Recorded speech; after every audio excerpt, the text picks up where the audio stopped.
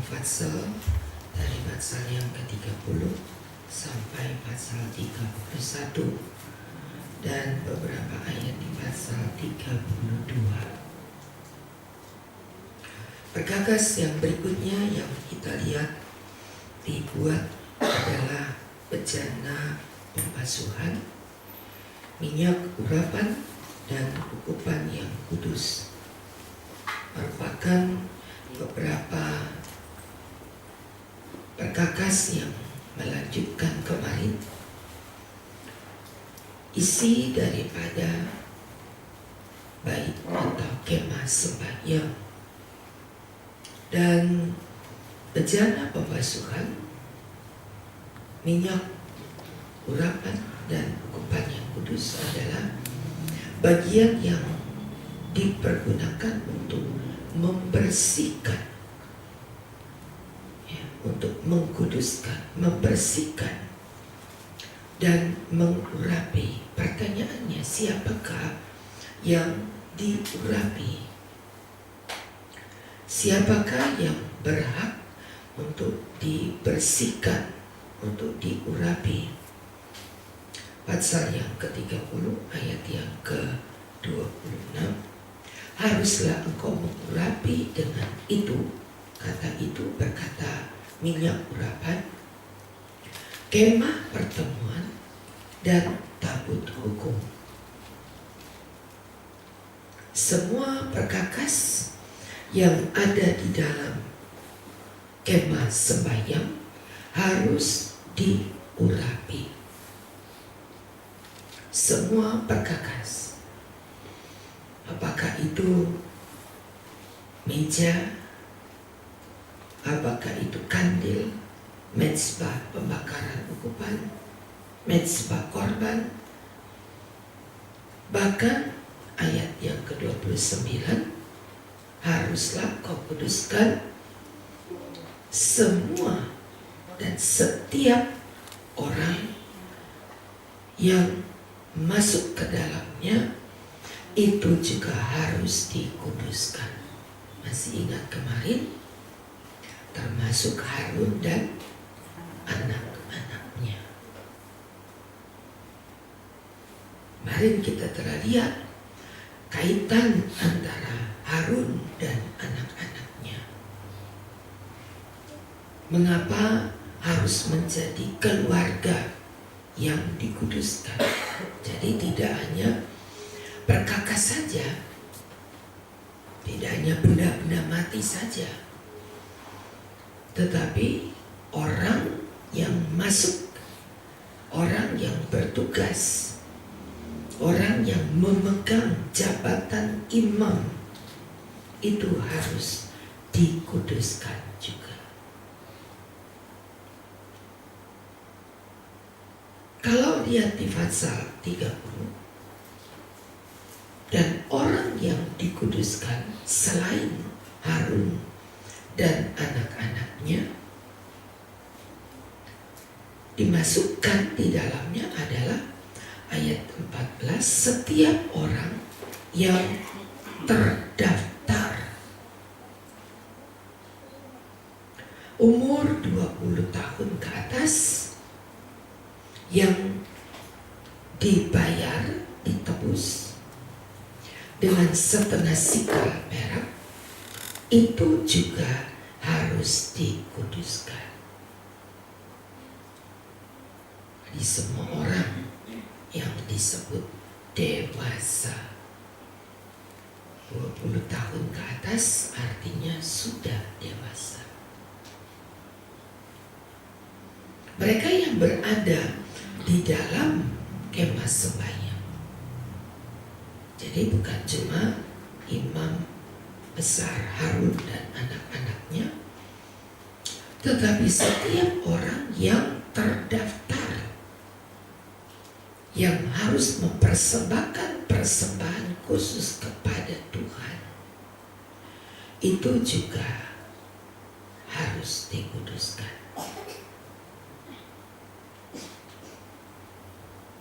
Jadi kata dikuduskan itu bukan cuma kepada Imam Harun saja, menjadi imamat yang rajani kemarin adalah orang-orang yang bayar dengan setengah sikal, umur 20 tahun ke atas, yang sudah mempersembahkan persembahan kepada Tuhan. Sebab mereka adalah orang-orang milik kepunyaan Allah.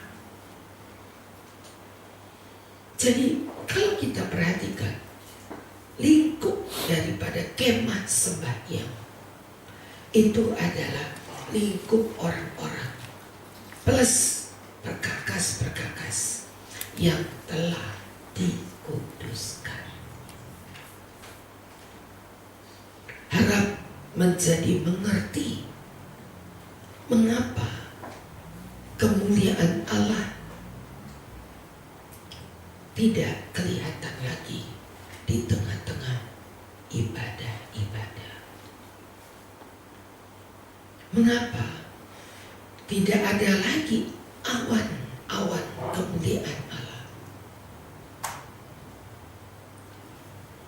Sebab tatanan yang Allah buat seperti ini tidak ada lagi di dalam kita beribadah. Dengan sembarangan orang masuk keluar tempat ibadah dengan kondisi dan keadaan yang tidak kudus. Bagaimana kemuliaan Allah itu dinyatakan? Dengan segenap hati orang masuk keluar. Dengan segenap hati orang tidak memperhatikan, kuduskah aku hingga aku boleh masuk ke dalam kemah sembahyang.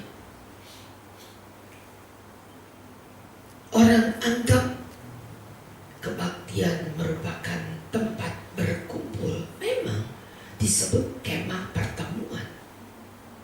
Tapi ayat yang ke-26, kemah pertemuan kudus.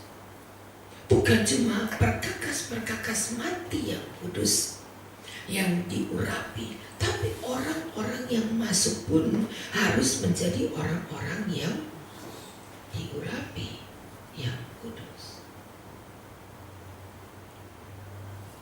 Coba kita bandingkan pasal 40 ayat 34, Keluaran 40 ayat 34. Lalu awan itu menutupi kemah pertemuan dan kemuliaan Tuhan memenuhi kemah suci. Karena seluruh yang disebut dengan kemah pertemuan atau kemah suci itu diurapi dan kudus bagi Tuhan. Hari ini betapa sulitnya kita bisa merasakan, menikmati apa yang dikatakan di kitab Keluaran 40. Ada kemuliaan Allah, ada di tengah-tengah kemah pertemuan.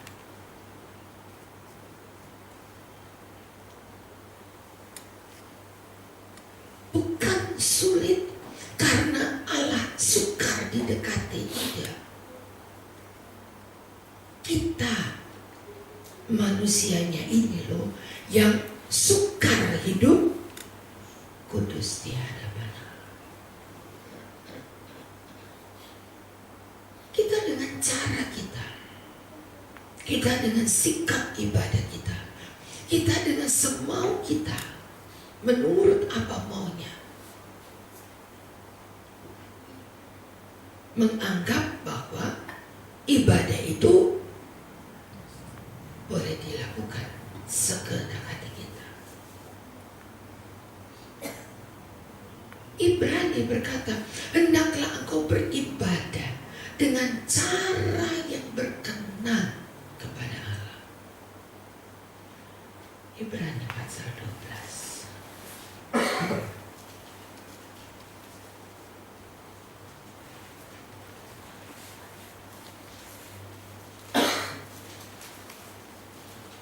bersama. Kita baca ayat 28. Ibrani 12 ayat 28. 3, 4. Jadi karena kita menerima kerajaan yang tidak tergoncangkan, marilah kita mengucap syukur dan beribadah kepada Allah menurut cara yang berkenan kepadanya dengan hormat dan takut. Ini cara. Jadi kalau kita mau pakai cara kita, ya silakan. Boleh-boleh saja kalau itu mau. Tapi jangan menuntut Allah hadir dalam ibadah. Jangan menuntut. Karena Allah punya ukuran. Dalam rumah tangga kita, selalu kita berdoa, Tuhan hadirlah di tengah rumah tangga kami. Berdoa kita siang malam, Tuhan hadir di tengah-tengah keluarga kami. Ada tujuannya, ada maunya. Supaya ketika Tuhan hadir, maka Tuhan memberkati. Tapi bagaimana Allah bisa hadir di tengah-tengah keluarga yang tidak layak menerima Dia? Perwira Romawi itu berkata, jangan Tuhan masuk ke dalam rumahku. Dia larang. Jangan Tuhan masuk ke dalam rumahku. Berkatalah sepatah kata saja, maka budakku itu akan sembuh. Karena aku gak layak. Perwira itu sadar siapakah Yesus yang dia undang. Tapi dia tahu rumahku tidak pantas untuk mengundang Yesus masuk ke dalam rumahku. Berkatalah sepatah kata saja, maka pasti budakku itu sembuh. Gak perlu Tuhan repot-repot, susah payah, panjang atau lama atau jauh dari tempat ini sampai di rumahku. Perwira itu berkata, aku seorang perwira. Di bawahku ada bawahan. Kalau aku berkata A, maka bawahanku akan lakukan A. Kalau aku berkata B, maka yang dibuat adalah perintah yang katakan. Dari tempat engkau berdiri, engkau berkata sembuh kepada budakku, maka budakku itu pasti akan sembuh. Jangan Tuhan mampir di rumahku. Nggak pantas Tuhan.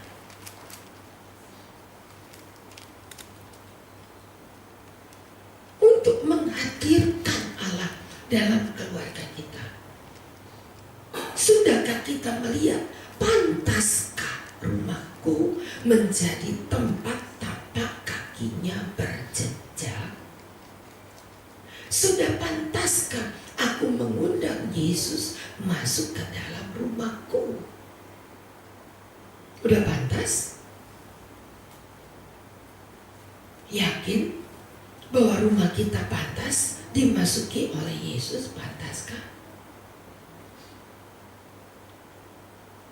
Kenapa kemuliaan Allah tidak lagi kelihatan seperti apa yang kita baca di kitab Keluaran?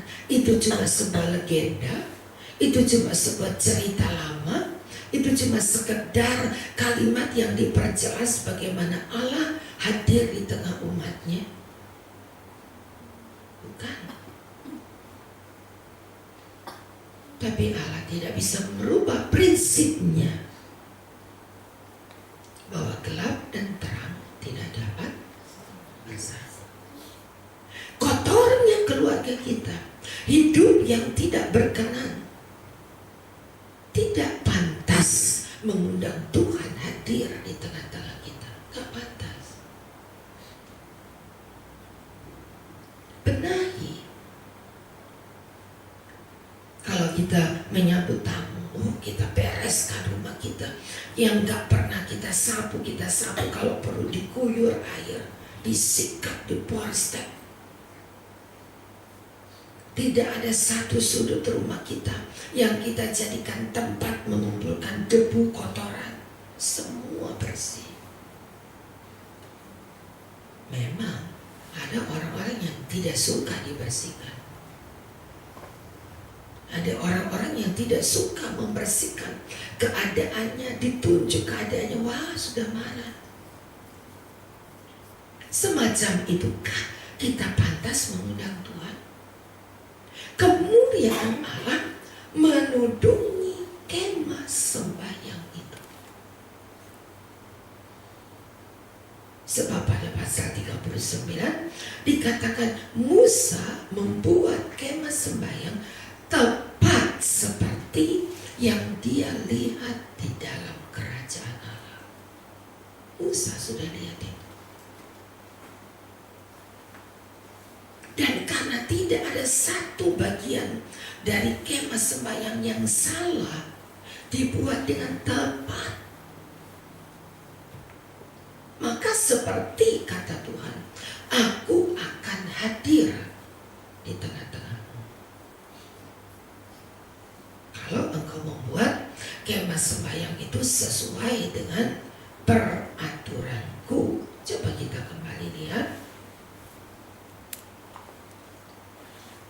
pasal 31 tadi ayat 6. Dan aku telah menetapkan di sampingnya Aholia bin Abisai dari suku Dan, dengan dalam hati setiap orang ahli telah kuberikan keahlian. Haruslah mereka membuat segala apa yang telah kuperintahkan kepadamu. Jadi dibuat seperti apa yang diperintahkan Tuhan.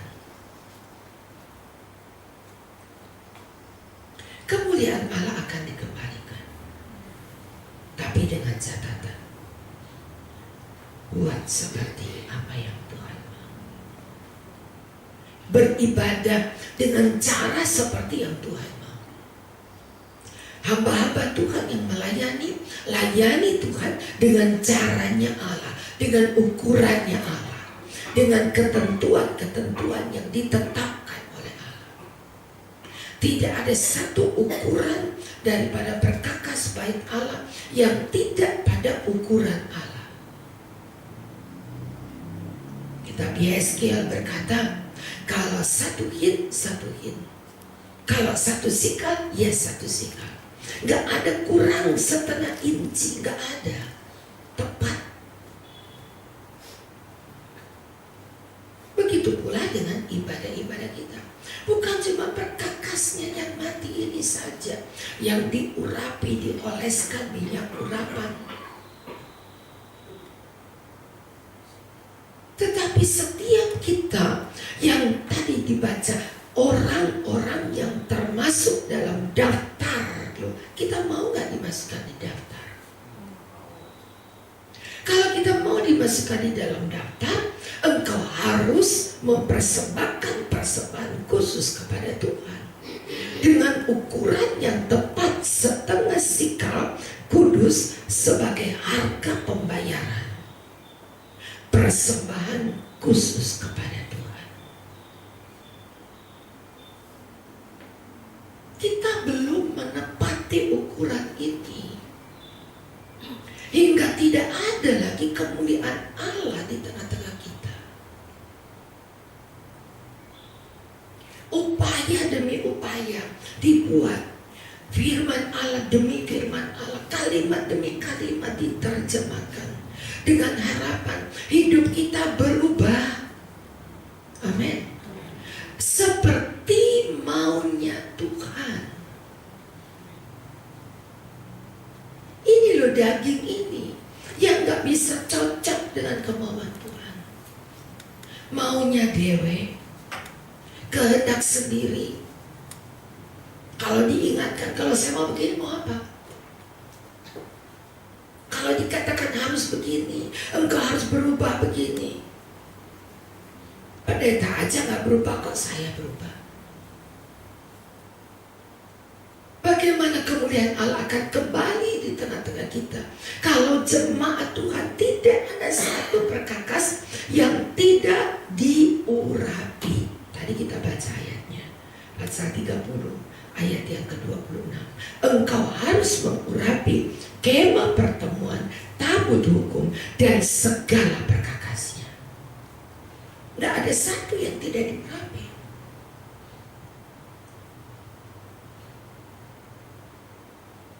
Kalau sudah keluar dari tempat ibadah, kalau sudah hidup lagi, kalau sudah bekerja lagi, kalau sudah jalan lagi, berkumpul lagi dengan si A, si B, si C, kalau sudah hidup kembali seperti manusia di luar sana,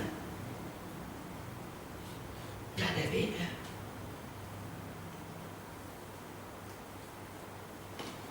Lalu bagaimana kemuliaan Allah ada di tengah-tengah kita?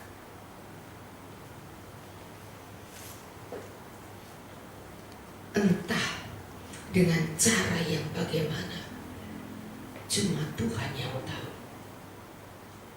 Untuk dapat merubah setiap manusia menjadi manusia yang seukuran dengan kemauannya Allah. Entah dengan cara yang bagaimana. Tidak ada kita yang dapat tahu. Habis akal. Mengingatkan, ketika diingatkan dilakukan, setelah itu hilang. Tidak lagi melakukan. Buat lagi menurut kehendak kita. Hidup cara kita, berbuat menurut kemauan kita. Sukarnya manusia mempunyai satu kehidupan dengan standarnya Allah. Sukarnya. 40 tahun orang Israel berupaya, diusahakan oleh Allah, diputar lagi di padang gurun sampai ada manusia-manusia yang seukuran dengan ukurannya Allah.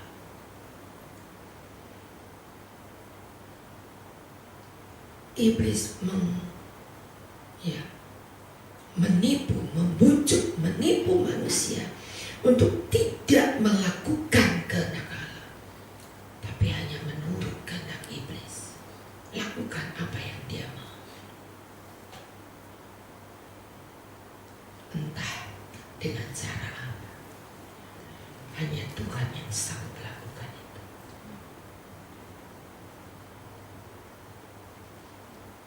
Tapi keinginan Allah adalah mengembalikan kemuliaannya di tengah-tengah jemaat Tuhan.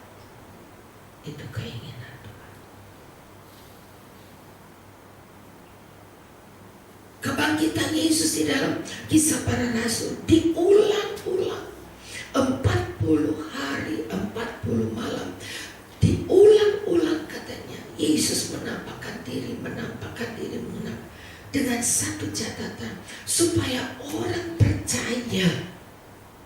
Kisah pasal 1 ayat yang ketiga, kepada mereka ia menunjukkan dirinya setelah penderitaannya selesai, dan dengan banyak tanda, bukan satu, dengan banyak tanda ia membuktikan bahwa ia hidup. Sebab selama 40 hari ia berulang-ulang menampakkan diri dan berbicara kepada mereka tentang untuk murid-muridnya, untuk orang-orang yang berkumpul, 500-600 orang berkumpul di kamar loteng. Berulang-ulang Allah buat cara untuk menampakkan diri, untuk berbicara, untuk mengingatkan. Harus pakai cara berulang-ulang. Kita pun sama, saudara. Orang-orang Israel 40 tahun Kalau berulang-ulang itu kalimat sama. Di Mazmur 78 berulang-ulang Allah nyatakan dirinya. Mazmur 78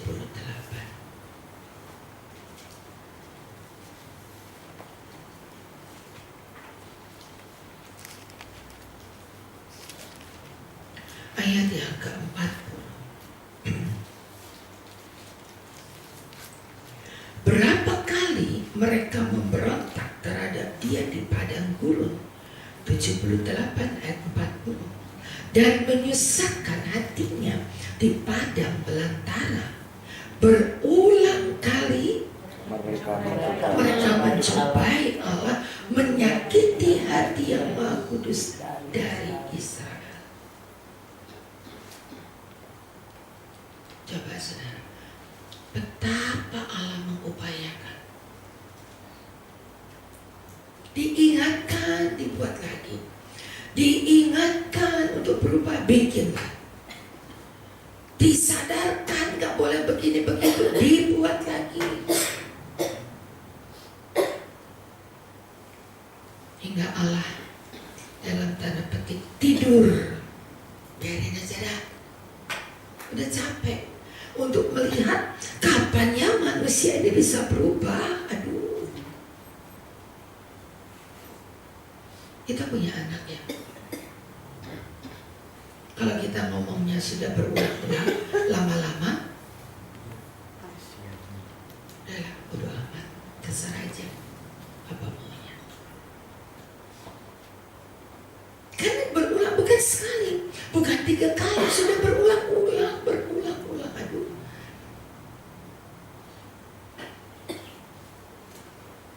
Ayat 65.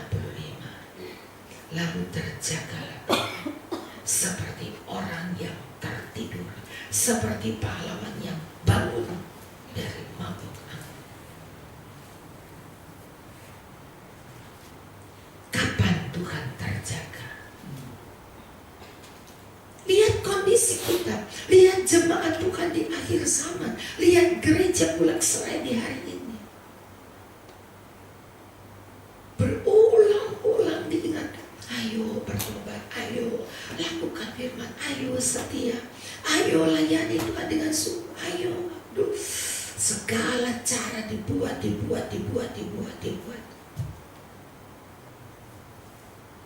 Kalau Tuhan terjaga, berarti tadinya Tuhan tidur.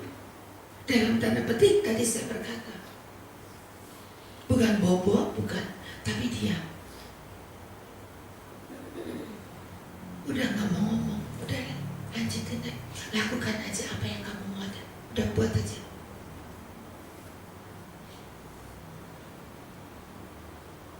Tapi ada waktunya Tuhan bangun.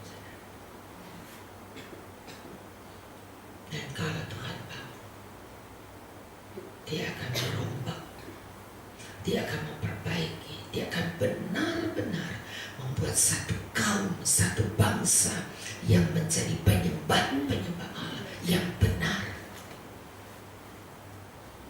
yaitu setiap orang yang mau taat kepadanya tanpa penyangkaan apapun, yang tepat pada ukuran Allah, akan dikumpulkan. Walaupun itu gak banyak, jumlah itu tidak sebanyak manusia di bumi, tapi akan ada satu kelompok orang-orang yang mau taat dengan sungguh kepada Allah. Mereka yang disebut dengan gereja yang sempurna. Karena tidak ada lagi, tidak ditemukan Allah, ada orang-orang yang masuk beribadah dengan benar, dengan sungguh, sesuai dengan maunya Allah. Oh, sulit sekali macam.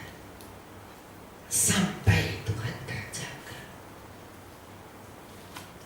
Masukkan dirimu di sana, pada kelompok orang yang mau taat kepada Allah. Masukkan. Itu kriterianya Allah, maunya Allah, caranya Allah, bukan cara kita. Allah sedang cari. Mudah-mudahan Mudah-mudahan saudara dengar akan firman Allah dan kita mau dikelompok